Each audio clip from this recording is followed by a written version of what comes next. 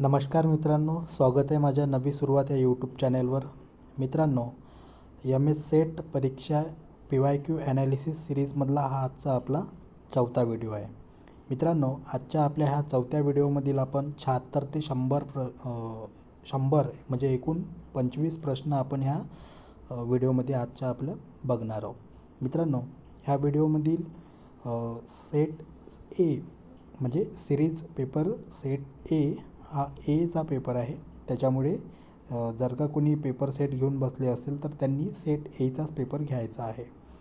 मित्रांनो, व्हिडिओला लाईक करायचा आहे, व्हिडिओला सबस्क्राईबसुद्धा करायचं आहे आणि कमेंटसुद्धा करायची आहे. जे काही तुम्हाला काही अडचणी आल्या असेल त्याच्यासाठी तुम्हाला कमेंटसुद्धा करायची आहे आणि जास्तीत जास्त विद्यार्थ्यांपर्यंत व्हिडिओ शेअर पण करायचा आहे. मित्रांनो, व्हिडिओला सबस्क्राईब करत चला, कारण तर व्हिडिओ बनवण्यासाठी खूप काही मेहनत घ्यावी लागते, तेव्हा कुठे एक व्हिडिओ बनत असते. तर चला मित्रांनो, आपण जास्त वेळ न घेता आपल्या प्रश्नांकडे बघू. प्रश्न क्रमांक 76. मित्रांनो, याच्या आधीचे पण काही व्हिडिओ आहे. एकूण पूर्णचा पूर्ण पेपर जो आहे तर एकूण 4 व्हिडिओमध्ये आपण डिवाईड केला आहे. तर अगोदरचे सुद्धा व्हिडिओ पाहणे खूप गरजेचं आहे. तर तुम्ही बाकीचे व्हिडिओसुद्धा जाऊन बघू शकता. प्रश्न क्रमांक 76. सामाजिक न्याय सूचित करतो. सामाजिक न्याय काय सूचित करतो? पर्याय क्रमांक ए, वैयक्तिक क्षमतेवर आधारित संसाधनाचे वितरण. पर्याय बी, समाजात संसाधने, संधी आणि विशेष अधिकारांचे न्याय आणि न्याय वितरण. पर्याय सी आहे, आर्थिक स्थितीवर आधारित संसाधनामध्ये प्रवेश. आणि पर्याय डी आहे, श्रीमंतांना आर्थिक मदत करणे. हे तर होणारच नाही. आपल्या प्रश्नाचं उत्तर आहे बी, समाजात संसाधने, संधी आणि विशेष अधिकारांचे न्याय आणि न्याय वितरण. प्रश्न क्रमांक 77. खालीलपैकी कोणता नियुक्ती प्राधिकारी राष्ट्रीय मानवाधिकार आयोगाच्या अध्यक्ष आणि इतर सदस्यांच्या नियुक्तीसाठी सदस्य नाही? इतर सदस्यांच्या सदस्य नाही. मित्रांनो, इथे लक्ष ठेवत जा, इथे नाही म्हणत आहे. कधी पण इथेच घोड होतो, इथेच जास्त करून घोड होतो. प्रश्नाचं उत्तर बरोबर माहीत असताना सुद्धा प्रश्न गलत होऊन जाते.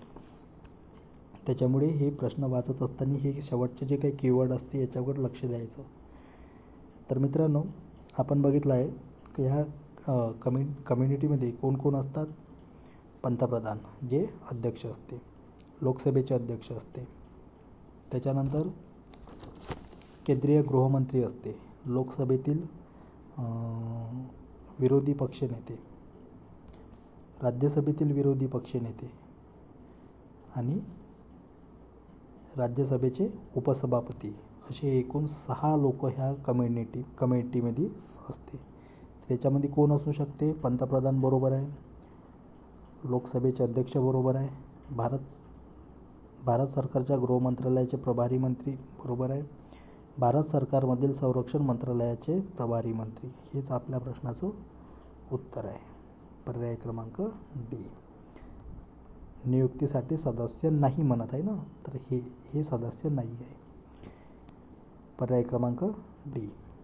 आपल्या प्रश्नाचा पर्याय क्रमांक डी. प्रश्न क्रमांक 78. मूलभूत अधिकारामध्ये स्वातंत्र्याच्या अधिकारामध्ये समाविष्ट नाही. काय समाविष्ट नाही आहे? पर्याय ए, थोडं याच्यामध्ये झूम करतो मी. पर्याय ए काय म्हणत आहे? भाषण स्वातंत्र्य बरोबर आहे, अभिव्यक्ती स्वातंत्र्य बरोबर आहे, शस्त्राशिवाय संमेलनाचे स्वातंत्र्य बरोबर आहे, लग्न करण्याचे स्वातंत्र्य नाही आहे. आपल्या प्रश्नाचं उत्तर हे आपल्या प्रश्नाचं उत्तर आहे. पर्याय क्रमांक डी. किती स्वातंत्र्य दिले याच्यामध्ये? याच्यामध्ये एकूण आपल्याला 6 स्वातंत्र्य दिलेले आहे. कोणते? शांततामय सभा घेणे, भाषण अभिव्यक्तीचं स्वातंत्र्य दिलं आहे, संघटनेचं स्वातंत्र्य दिलं आहे, संचार कुठे पण आपण फिरायला जाण्याचं स्वातंत्र्य दिलं आहे, निवास कुठं पण राहण्याचं स्वातंत्र्य दिलं आहे, कोणताही व्यवसाय करण्याचं स्वातंत्र्य दिलं आहे. असे एकूण आपल्याला 6 स्वातंत्र्य दिले आहे मूलभूत अधिकारामध्ये. प्रश्न क्रमांक 79. मूलभूत अधिकाराची योग्य वैशिष्ट्ये शोधा. मूलभूत अधिकार ज्या पद्धतीने अंमलात आणले जातात त्या पद्धतीने सामान्य कायदेशीर अधिकारापेक्षा वेगळे असतात. कायदेशीर अधिकारांचे उल्लंघन झाल्यास पीडित व्यक्ती कनिष्ठ न्यायालयांना मागे टाकून थेट सर्वोच्च न्यायालयाकडे जाऊ शकत नाही. त्याने किंवा तिने आधी खालच्या कोर्टात जावे. याच्यामध्ये काय विचारलं आहे, कोणतं विधान बरोबर आहे ते विचारलं आहे. प्रश्न क्रमांक 79. तर मित्रांनो याच्यामध्ये पर्याय जो आहे ए आणि बी बरोबर आहेत. फक्त ए बरोबर आहे, फक्त बी बरोबर आहे. ए आणि बी दोन्ही बरोबर नाही. तर मित्रांनो याच्यामध्ये पर्याय क्रमांक ए दोन्ही विधाने बरोबर आहे. Question number 18 80. याच्यामध्ये जोड्या जोडवायच्या आहे. समानतेचा अधिकार, स्वातंत्र्याचा अधिकार, शोषणाविरुद्धचा अधिकार आणि धर्म स्वातंत्र्याचा अधिकार. आता समानतेचा अधिकार जो आहे तर तो कोणत्या कलमामध्ये दिला आहे, समानतेचा अधिकार 14 ते 18. स्वातंत्र्याचा अधिकार 19 ते 22. सेमच आहे हे.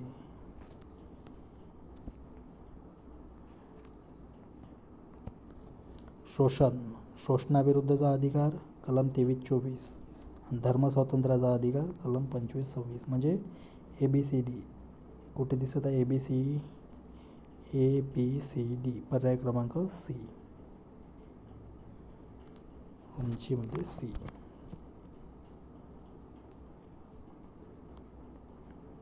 खालील विधाने सत्य किंवा असत्य, खालील विधाने सत्य किंवा असत्य आहेत का ते नमूद करा म्हणत आहे. सर्व व्यक्तींना प्राथमिक वृद्धत्वाचा अनुभव येतो, म्हणजेच हालचालींचा प्रतिसाद, संवेदनात्मक प्रतिसाद आणि बौद्धिक कार्य कमी होणे. धूम्रपान, दारूचे अतिसेवन किंवा प्रदूषणाचा अतिरेक यासारख्या आरोग्याशी तडजोड करणाऱ्या वागणुकीमुळे अनेकांना दुय्यम वृद्धत्वाचा अनुभव येतो.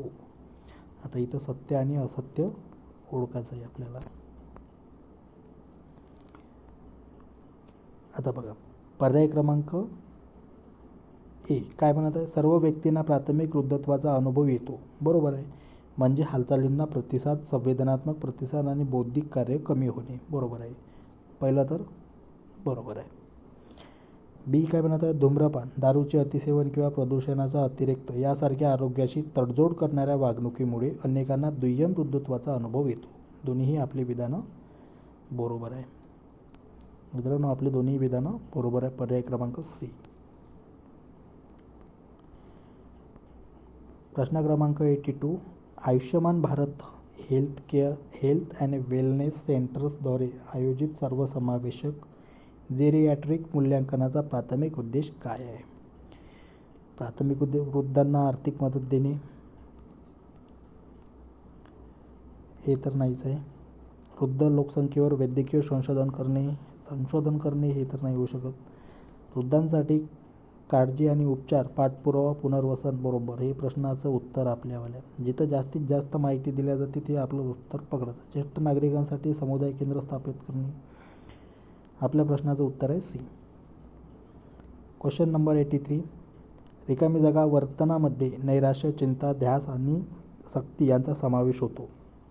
हे कशामुळे होत असतात मित्रांनो, हे होतात अंतर्गीकरणामुळे. आपल्या प्रश्नाचं उत्तर आहे बी. 84. तळागाळातील दिव्यांग व्यक्तींना सर्वसमावेशक सेवा प्रदान करण्याच्या मुख्य उद्देशाने भारत सरकारने 1985 मध्ये रिकामी जागाची सुरुवात केली. आता कोणाची सुरुवात केली होती 1985 मध्ये, तर मित्रांनो बघा 1985 मध्ये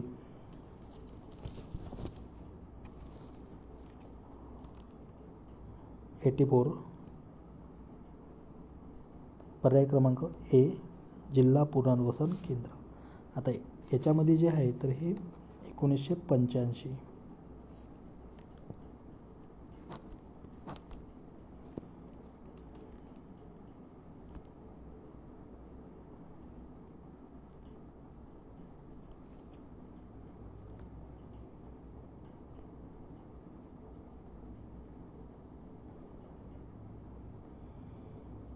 ठीक आहे. प्रश्न क्रमांक 85. डेली अकाली मृत्यूमुळे किंवा खराब आरोग्य आणि आजाराच्या स्थितीत किती वर्ष गमावली याच्याशी संबंधित आहे. DALY.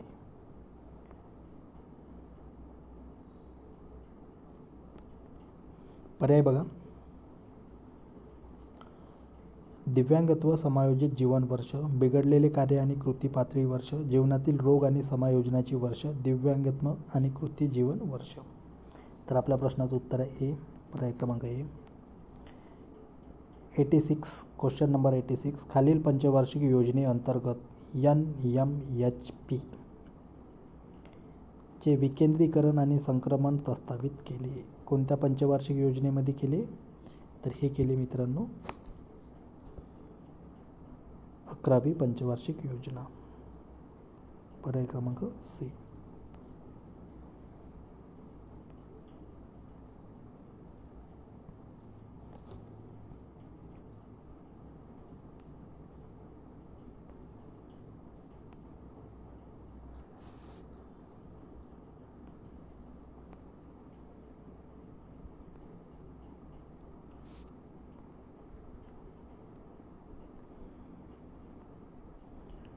Question number 87. कोणत्या संस्थेने 1949 मध्ये मानसशास्त्र क्षेत्रात देशात पहिला क्लिनिकल सायकोलॉजी विभाग सुरू केला आहे? तर कोणता केला आहे? National institute of mental health and neuroscience, हे पण नाही. सी बघा, IMH कोलकाता, हे पण नाही. LGBRI, हे पण नाही. तर आपल्या प्रश्नाचं उत्तर आहे बी. आपल्या प्रश्नाचं उत्तर आहे बी.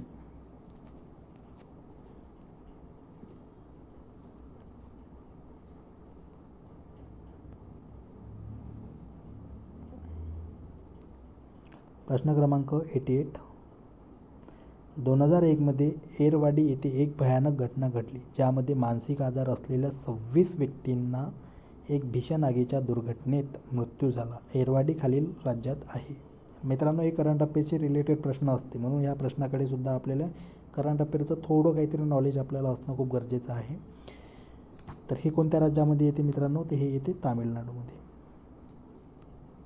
हे कुठं येते? तामिळनाडूमध्ये. ठीक आहे. 89. MRTU आणि PULP कायद्यामध्ये मालकाच्या बाजूने रिकामी जागा मध्ये काही अनुचित श्रम प्रथा सूचीबद्ध आहे. तर मित्रांनो, MRTU काय आहे? तर ही एक कायदा आहे. कोणता कायदा आहे? Maharashtra recognition of trade union, म्हणजे महाराष्ट्र कामगार संघटना. आणि PULP काय आहे? तर PULP प्रिव्हेंटेशन ऑफ युनिफेअर लेबर प्रॅक्टिसेस, अनुचित कामगार प्रथा प्रतिबंध, असे हे फुल फॉर्म आहे. 1971 पासून हे दोन्ही कायदे अंमलामध्ये आहे. तर ह्या कायद्याच्या अंतर्गत मालकाच्या बाजूने रिकामी जागा काही अनुचित प्रथा सूचीबद्ध आहेत. तर कोणत्या सूचीमध्ये आहे? त्या आहे अनुसूची 2 आणि 4. ठीक आहे. Question number 19. प्रतिपादन. विधान ए. CSR काय आहे? Corporate social responsibility. CSR धोरणाचे नियम असे सांगतात की कॉर्पोरेट सोशल रिस्पॉन्सिबिलिटी CSR म्हणजे 2013च्या कायद्याच्या अनुसूची 7 मध्ये निर्दिष्ट केलेल्या उपक्रमाशी संबंधित प्रकल्प किंवा कार्यक्रमापुरतेच मर्यादित नाही. इथं शब्द लक्षात ठेवणं खूप गरजेचं आहे. काय म्हणत आहे? नाही. कारण बघा, कारण CSR नियमावली CSR धोरण तयार करते, अनिवार्य केलेले नाही किंवा CSR ची व्याख्या करणे. तर मित्रांनो, याच्यामध्ये सुद्धा आपल्याला स्पष्टीकरणासहित उत्तर बघायचं आहे. तर याच्यामध्ये काय उत्तर आहे? तर पहिलं तर विधान बरोबर आहे, परंतु त्याचं उदाहरणही बरोबर नाही आणि स्पष्टीकरणही नाही. त्याच्यामुळे आपला पर्याय क्रमांक होते सी. 91. शाश्वत विकास ध्येय 16.2 ची अट काय आहे? असा प्रश्न आहे. तर मित्रांनो, शाश्वत विकास ध्येयामध्ये बघा, प्रतिबंधात्मक रोगापासून अनावश्यक त्रास टाळणे हे तर नाही होत. दर्जेदार शिक्षणासाठी सर्वांना प्रवेश सुनिश्चित करणे हे सर्वांना कुठं होऊ शकते, कीवर्ड लक्षात घेणं गरजेचं आहे. सर्वांसाठी पाणी आणि स्वच्छता उपलब्ध होण्याची खात्री करणे, सर्वांसाठी पाणी आणि स्वच्छता उपलब्ध होण्याची खात्री करणे हे होऊ शकत होतं, पण तरीसुद्धा कीवर्डवर लक्ष ठेवणं गरजेचं आहे. मुलांवरील अत्याचार, शोषण, तक्रारी आणि सर्व प्रकारच्या हिंसाचारापासून अंत करणे. आपल्या प्रश्नाचं उत्तर मित्रांनो हेच आहे. पर्याय क्रमांक डी. 92. फ्राईडच्या सिद्धांतानुसार मनोलैंगिक विकासाचा शेवटचा टप्पा म्हणजे काय? तर शेवटचा टप्पा काय आहे? जेनेटिकल अवस्था. शेवटचा टप्पा मित्रांनो जेनेटिकल अवस्था. मित्रांनो, याच्यावर बार प्रश्न येत. ह्या जेनेटिकल अवस्था मी कमी जास्त 2023 एक्झाम दिली होती, त्याच्यामध्ये सुद्धा जेनेटिकल अवस्था याच्यावर प्रश्न आलाच होता. अशाच पद्धतीचा प्रश्न होता.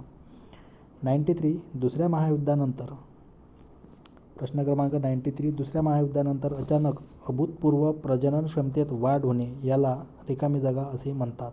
तर याला काय म्हणतात? याला म्हणतात baby boom syndrome. Baby boom syndrome. प्रश्न क्रमांक 94, खालीलपैकी कोणती मानवनिर्मित आपत्ती आहे? मानवनिर्मित आपत्ती कोणती आहे आणि नैसर्गिक आपत्ती कोणती आहे? तर मित्रांनो, भूकंप. भूकंप काय आहे? हे नैसर्गिक आपत्ती आहे. मानव तयार करू शकते का? नाही. पूर नैसर्गिक आपत्ती आहे. जातीय हिंसाचार ही मानवनिर्मित आहे. मानव निर्मित.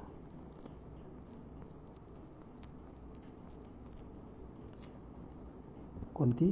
Option number C. भूस्खलन हे सुद्धा नैसर्गिक आहे. म्हणजे भूकंप, पूर आणि भूस्खलन हे नैसर्गिक आहे आणि जाती हिंसाचार ही जी आहे तर ही आपल्या प्रश्नाचं उत्तर आहे. 95. Question number 95. राष्ट्रीय आपत्ती व्यवस्थापन प्राधिकरणाचे अध्यक्ष कोण असते? तर राष्ट्रीय आपत्ती व्यवस्थापन प्राधिकरणाचे अध्यक्ष कोण असते मित्रांनो? हा गुलाबजामुन प्रश्न आहे. अशा प्रश्नाचे उत्तर यायला पाहिजे आपल्याला. तर याच्यामध्ये भारताचे पंतप्रधान. आपत्ती व्यवस्थापनाचे अध्यक्ष कोण असते? भारताचे पंतप्रधान. नार्कोटिक ड्रग्ज अँड सायकोट्रॉपिक पदार्थ कायदा 1985 मध्ये म्हटल्याप्रमाणे अफीम डेरिव्हेटिव्ह म्हणजे औषधी अफू म्हणजे अफू ज्याने भारतीय फार्माकोपियाच्या आवश्यकतानुसार औषधी वापरासाठी अनुकूल करण्यासाठी आवश्यक प्रक्रिया पार केलेल्या आहेत किंवा केंद्र सरकारने या निमित्त अधिसूचित केलेली इतर कोणतीही औषधोपचार पावडर स्वरूपात किंवा दाणेदार किंवा अन्यथा तटस्थ सामग्रीसह मिश्रित. बी विधान आहे तयार केलेला अफू.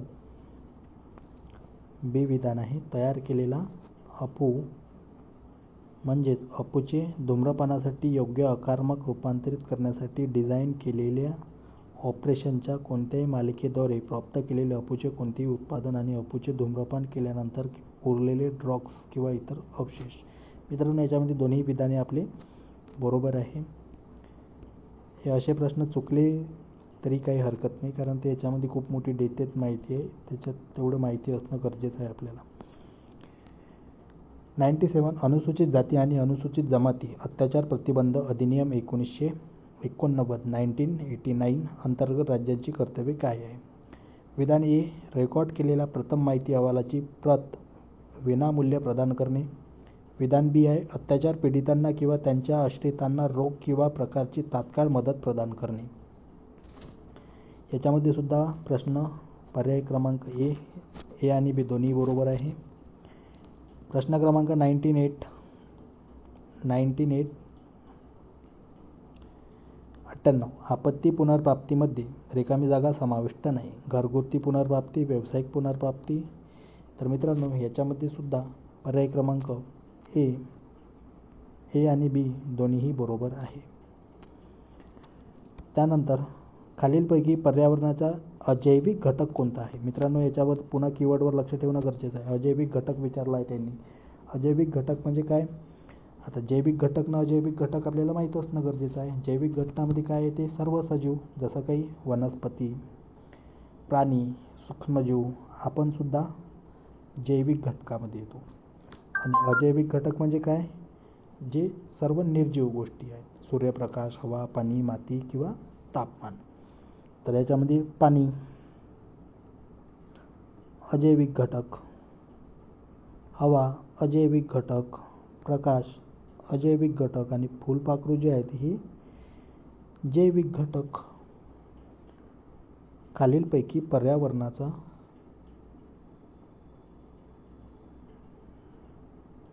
अजैविक घटक कोणता? तर फुलपाखरू. पर्याय क्रमांक डी. जीव आणि त्याचे वातावरण यांच्यातील परस्पर संवादाचा पद्धतशीर अभ्यास केल्यामुळे विज्ञानाची रिकामी जागा नावाची एक वेगळी शाखा निर्माण झाली आहे. भूविज्ञान, भूगोल, पर्यावरणशास्त्र, हवामानशास्त्र. तर मित्रांनो, याच्यामध्ये आन्सर आहे आपलं पर्यावरणशास्त्र. मित्रांनो, 2025चा म्हणजे 16 जून 2025ला जी एक्झाम झाली होती ती एक्झामचा सोशल वर्क पेपर 2 हा जो पेपर आहे तर हा पूर्ण कंप्लीट इथे झालेला आहे. मित्रांनो, तुम्ही 4ही व्हिडिओ बघितले असेल. व्हिडिओ चॅनेलला आपल्या सबस्क्राईब करा, लाईक करा आणि कमेंट करा. कमेंट मी बघत असतो तुमचेवाले. त्याच्यामध्ये जे कोणते टॉपिक तुम्हाला समजले नाही किंवा जे कोणती जिथे कुठे तुम्हाला अडचण येत असेल तर ते मला कमेंटमध्ये सुचवा. मी जेणेकरून ते कमेंट पाहून मी त्या टॉपिकबद्दल तुम्हाला पुरेपूर माहिती देण्याचा प्रयत्न करतो. आणि मी विद्यार्थ्यांना इथपर्यंत व्हिडिओ पाहिल्याबद्दल खूप खूप धन्यवाद. थँक्यू.